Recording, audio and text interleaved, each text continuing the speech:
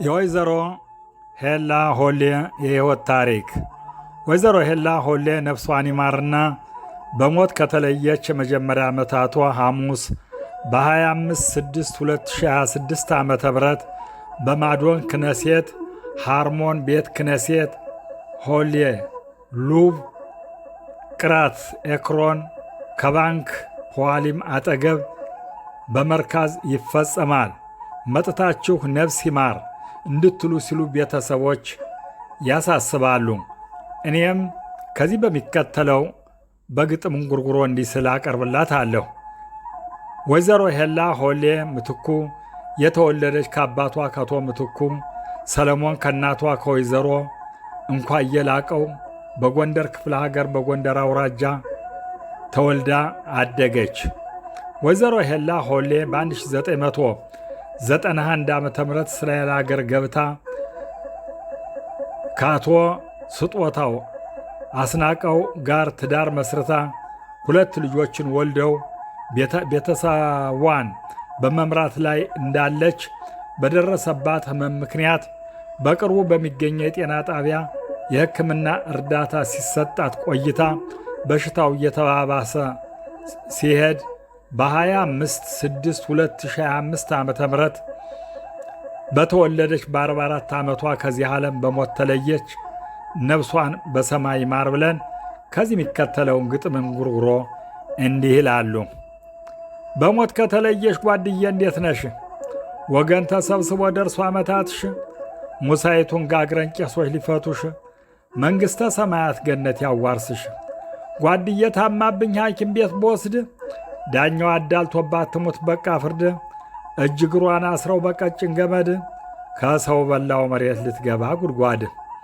ለአዳም የተሰጠ ያመራራ ሞት የታደለውን ወስጦታው ከጥንት ሁሌ ባለቤቴ የልጆች እናት አፉን ከፈታሉ ሊበላት መሬት። ልብላ ልብላ ስትል እንደ ልጅነቷ ማን ያነሳባት ማዱነን ከፊቷ በንባ እየጠራናሽ ልጆቿ ሀቲቷ ማልዳ ገሰገሰች አወይ ልጅነቷ።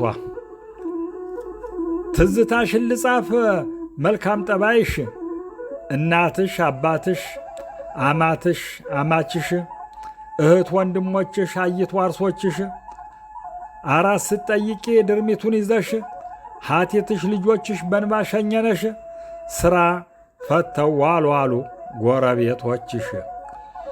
ለልጆችሽማ እንዴት አደርጋለሁ ሰፍሳፋ መሆንሽን በሚገባ አውቃለሁ። ስምሽን በግጥም በእንባ ጠራሻለሁ። አባትሽም በድምፄ አንጎራጉራለሁ። ከሁሉ ተስማምታ ከዋርሳ ካይት ቸኩላ ሄዳለች ማልዳ በጠዋት ስንቅ አላዘጋጀች ስላስቸኰሏት እየበላች ሄደች የሁሉን አንጀት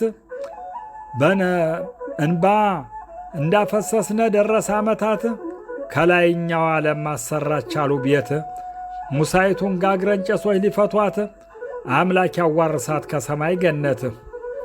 በግጥም ደብዳቤ በንባ ብንጠራሽ መልካሜ እያልነሽ በምራስ ስምሽ ኢማ ኢማ እያሉ ልጆች ሁሉ ልጆችሽ እንዴት አድርጎ እንቅልፍ ወሰደሽ።